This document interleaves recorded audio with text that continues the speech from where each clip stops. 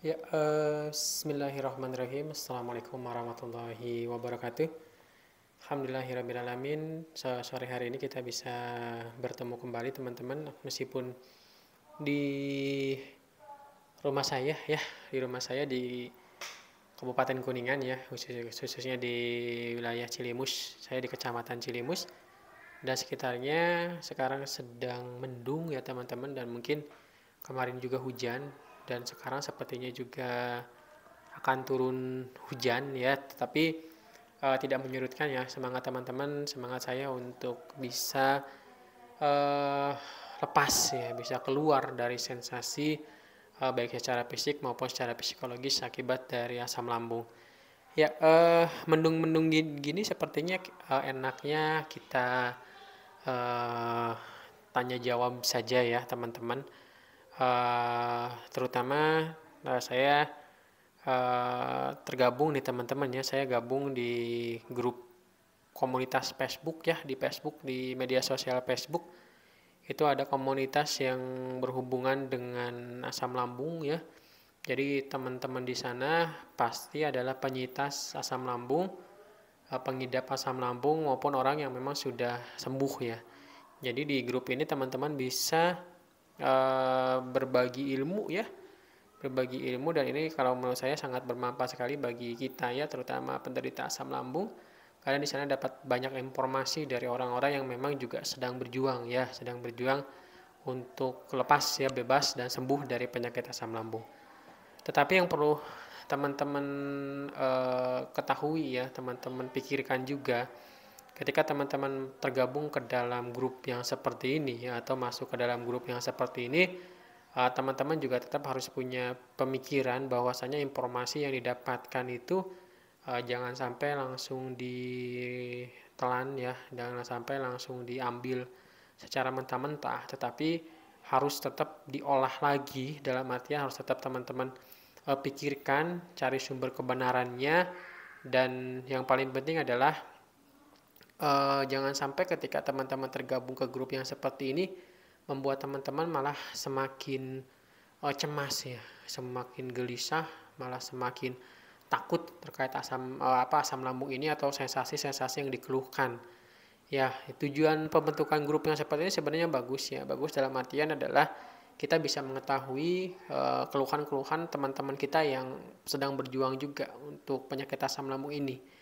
Ketika kita mengetahui hal tersebut, berarti kita akan punya apa ya, istilahnya punya pemikiran, oh iya sama gitu kan, sama dengan teman saya gitu kan, sama dengan orang lain, gejalanya sama, keluhannya sama, dan teman-teman tidak akan, istilahnya tidak akan scroll scroll ya di di website yang lain terkait keluhan teman-teman, yang mungkin kalau misalkan teman-teman lebih banyak scroll akan semakin banyak informasi yang membingungkan, dan ujung-ujungnya yang dikhawatirkan adalah teman-teman mengalami kecemasan akibat terlalu banyak scroll yang informasi yang memang apa ya, istilahnya mungkin gitu kan bukan yang dialami oleh teman-teman itu sendiri. Jadi meskipun tergabung dalam grup yang seperti ini, teman-teman harus bisa memilah informasi ya, memilih informasi terkait apakah ini benar ataukah tidak gitu, ataukah apakah ini bermanfaat bagi teman-teman atau tidak. Jadi saya harap harus bisa lebih bijak ketika menyikapi satu satu permasalahan yang ada di grup-grup yang seperti ini. Tapi bagus ya, bagus, semoga mereka teman-teman mau gabung grup-grup yang seperti ini boleh. Nah, saya tanya jawab saja ya, yang ada di grup ini saja, apakah gitu kan saya akan mencocokkan apakah keluhan teman-teman yang ada di grup ini ya sama dengan keluhan saya atau tidak. Ya, saya contohkan di sini misalkan dari eh, Tuan R ya. Tuan R katanya dia di grup ini dia curhat ya, tenggorokan dada seperti banyak lendir, napas berat, narik napas dalam gak bisa.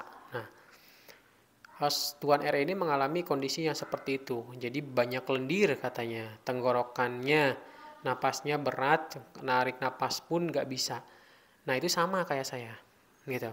Saya pun keluhan sensasi fisik di area pernapasan ya, di area mulut itu selain apa namanya teh bau mulut, giginya juga menguning, giginya juga kadang berdarah, giginya juga kadang sakit ya. Salah satunya yang saya rasakan lagi adalah adanya lendir ya teman-teman. Jadi lendir itu saya rasakan biasanya sore ya, sore menjelang malam itu suka ada lendir di bagian tenggorokan saya, dan ada yang kayak mengganjal juga, itu saya alami.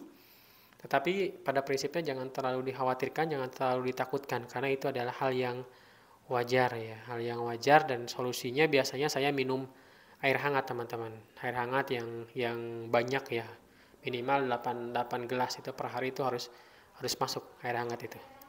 Ya, jadi ini saudara R ya, sama ya, Tuan R itu sama keluhannya dengan saya. Ada lagi dari yang lain nih, katanya sesak napas, badan lemas, telapak tangan sama kaki dingin. Apa solusinya ya? Ini dari Tuan A ya, Tuan A. Nah, ini juga sama kayak saya nih di komentar yang di keluhan yang kedua yang teman-teman curhatkan di grup ya. Sesak napas itu sebenarnya bukan lebih ke area sesak napas ya, teman-teman. Jadi napasnya kurang plong gitu. Jadi ada ngarenghap, cek bahasa Sunda nama gitu kan. Nah, itu kenapa terjadi kondisi seperti itu? Karena organ-organ yang sedang mengalami masalah di penderita asam lambung ya, terutama saya pun adalah organ lambungnya gitu. Jadi lambungnya itu bermasalah ya, saya singkat saja, mungkin di lambungnya itu sedang mengalami banyak gas teman-teman. Makanya dari banyak gas itu yang dikeluhkan oleh penderita asam lambung itu adalah sering sendawa ya. Nah, akibat banyak gas itu kita ibaratkan adalah satu balon ya. Jadi balon kalau misalkan ditiup, semakin banyak gasnya dia akan semakin ngembang. Nah, lambung kita pun posisinya sama seperti itu teman-teman. Jadi lambung kita kalau misalkan lebih banyak gasnya dia akan semakin ngembang gitu. Nah, organ yang paling dekat dengan lambung itu yang berdekatan itu adalah paru-paru dan jantung. Ketika lambungnya dia banyak gas dan mengembang, secara otomatis dia akan menekan juga ke area rongga di paru-paru dan mungkin bisa juga ke jantung. Makanya keluhan-keluhan yang dirasakan itu biasanya napasnya kurang plong gitu. Ada juga yang merasakan dada berdebar. Saya pun pernah merasakan dada berdebar kayak apa ya, di sekitar ketiak ini ya. Ini kayak ada getaran, gitu. Itu sempat membuat saya panik ya, panik attack gitu kan. Dan saya waktu itu sempat lari ke IGD teman-teman dan minta untuk direkam jantung saya, posisinya waktu itu. Jadi hal yang wajar teman-teman ya, karena posisinya kita banyak gas di paru-paru dan apa istilahnya neken ke area rongga yang ada di sekitar organ di paru-parunya atau di organ di lambungnya ya maksud saya. Jadi ya pasti akan mengalami sensasi yang kurang nyaman di pernapasan. Santai saja teman-teman, bawa rileks saja. Kalau saya solusinya seperti itu, meskipun kadang memang ya takut ya, tetapi ya bawa rileks saja, tarik napas ya. Jadi ada relaksasi napas dalam, tarik napas, keluarkan. Itu bagus teman-teman untuk mengatur pernapasan kita dan mengatur melatih katup esofagus kita juga sebenarnya. Jadi rileks teman-teman, semakin teman-teman rileks, semakin teman-teman nyaman, napas pun akan semakin enak begitu. Jadi sama nih ya yang dikeluhkan oleh Tuan A. Telapak tangan sama kaki dingin. Iya, saya pun merasakan seperti itu ya. Jadi kadang di cuaca panas pun telapak kaki dingin ya. Apalagi di suasana hujan gitu kan. Kalau secara ilmiah sih saya memang nggak bisa menjelaskan ya kenapa sih bisa dingin gitu kan telapak kakinya gitu kan. Tetapi ya solusinya sudah lah gitu. Ketika dingin itu berarti kan ada sesuatu hal yang disebabkan karena mungkin ya berhubungan dengan pembuluh darah di sana atau berhubungan dengan aliran darah di sana gitu kan. Ya sudah, ketika mengalami dingin di area kaki ya aktivitas saja teman-teman. Aktivitas seperti biasa dan buatlah tubuh secara bisa hangat begitu. Kalau misalkan bisa hangat ya bisa minum air hangat ya, ataupun bisa pakai kaos kaki. Kalau misalkan tidak kuat ya buatlah tubuh itu merasa hangat, jalan-jalan kayak gitu kan, jalan kaki ataupun aktivitas-aktivitas lain agar si kaki ya terutama yang suka merasa dingin itu tidak mengalami dingin lagi gitu. Itu biasanya solusi dari saya teman-teman. Jadi sama ya, ini manfaatnya grup ini tuh sebenarnya untuk seperti itu ya, sama, dan nanti minta pendapat orang-orang yang mengidap kondisi yang sama begitu. Ada lagi di sini komenannya banyak ya, saya bahas beberapa saja. Di sini juga, nah ini Mau tanya sob, sakit mah atau asam lambung apa menyebabkan susah BAB? Ya, itu pernah dibahas ya di video saya yang kemarin-kemarin ya, 1 minggu yang lalu, karena saya pun mengalami susah BAB hampir lebih dari 1 minggu teman-teman ya. Udah makan papaya, udah makan melon, sudah mencoba makan apa namanya teh, minum yang banyak, sudah aktivitas juga, jalan kaki, sudah juga mencoba senam untuk peregangan untuk bisa BAB, mengatasi konstipasi, tetapi ujung-ujungnya saya waktu itu nggak keluar juga, bahkan pindah-pindah WC ya, WC itu WC ini gitu kan. Saya coba agar ada apa sensasi untuk keluar, tetapi memang tidak bisa. Dan bisanya waktu itu saya pakai obat ya, obat dulu kolak gitu kan, dulu kolak suppositoria, artinya dimasukkan lewat dubur, dan alhamdulillah pada saat itu bisa keluar BAB-nya. Meskipun memang iya betul, satu keras ya BAB-nya, yang kedua memang apa namanya itu ya, besar ya. Itu yang mungkin susah susah keluar ya dari perut saya. Jangan khawatir teman-teman. Karena dengan saya pikiran saya, ya sudah lah gitu kan, karena konsumsi makanan kita juga sedikit ya. Terus juga yang kedua memang ada masalah di lambung kita. Yang ketiga barangkali seperti saya teman-teman kemarin mengkonsumsi obat-obatan asam lambung, ya mungkin itu juga menjadi penyebab kita mengalami susah untuk BAB. Jadi jangan khawatir teman-teman, begitu ya, insya Allah nanti juga BAB ya, kalau misalkan seperti saya lebih dari 1 minggu boleh dikonsulkan ke dokter, karena kemarin pun saya konsultasi dulu ke dokter ya sebelum diberikan obat lewat anus ya, lewat suppositoria. Selanjutnya, ngantuk terus katanya, kata si Tuan S nih. Ngantuk terus apa ada hubungannya dengan asam lambung? Itu mah kayaknya bukan berhubungan dengan asam lambung ya, tetapi kurang gerak teman-teman. Karena secara apa ya? Secara psikologis kita kena biasanya ya. Pada penderita asam lambung itu biasanya disertai dengan kecemasan. Sama seperti saya. Semakin dia cemas, semakin dia tidak mau untuk aktivitas. Maunya ada yang tiduran terus di kamar, maunya diam saja terus di kamar, saking takutnya gitu kan. Itu yang menyebabkan biasanya ngantuk terus teman-teman. Jadi kurang aktivitas. Maka dari itu solusi dari saya, pagi-pagi jalan-jalan keliling kompleks, sore hari juga jalan-jalan keliling kompleks. Ya, terus juga banyakin olahraga, banyakin aktivitas yang bermanfaat, itu akan menyebabkan tubuh kita juga akan semakin fit ya, dan pikiran kita juga akan semakin terbebas dari kecemasan. Jadi ngantuk ini ya mungkin salah satu penyebabnya dari psikologisnya ataupun kondisi yang lain. Karena teman-teman asupan nutrisinya, asupan makanannya sedikit teman-teman. Gitu. Jadi bawaannya adalah ngantuk terus karena nutrisinya nggak bisa, udah melambungnya bermasalah ya, nggak bisa menyerap secara sempurna gitu kan nutrisi-nutrisi dalam tubuh, kitanya makannya sedikit, nggak aktivitas pisan gitu kan, nggak ada aktivitas pisan, pasti akan mengalami lelah dan akan mengalami ngantuk. Jadi hayu aktivitas gitu. Ini yang terakhir ya, karena durasi videonya sudah panjang, ada lagi katanya yang merasakan hati hampa dan kosong katanya, ayo tunjuk tangan. Ini dari Tuan A juga sama.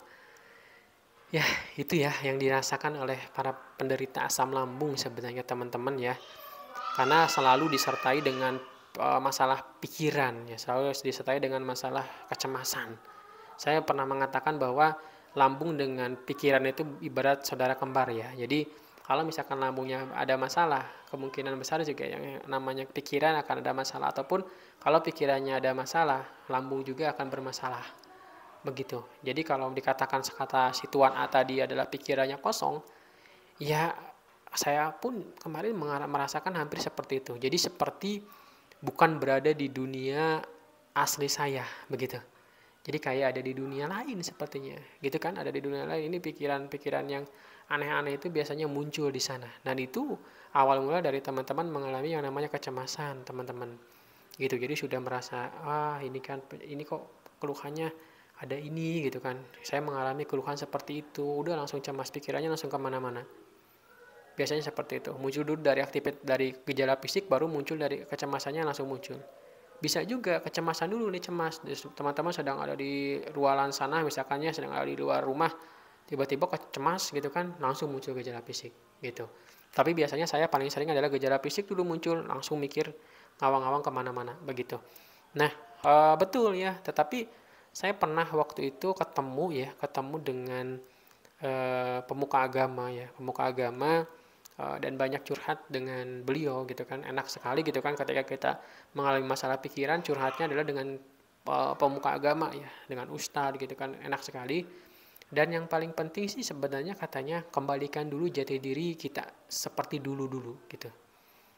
Jadi ketika saya ketemu beliau, beliau sudah bisa menerka dengan gerak-gerik saya, dengan tatapan mata saya, dengan perkataan saya itu sudah menerka bahwasanya saya ini bukan saya yang dulu katanya. Kamu bukan Ayib yang dulu saya kenal. Sekarang yang datang ke saya bukan Ayib.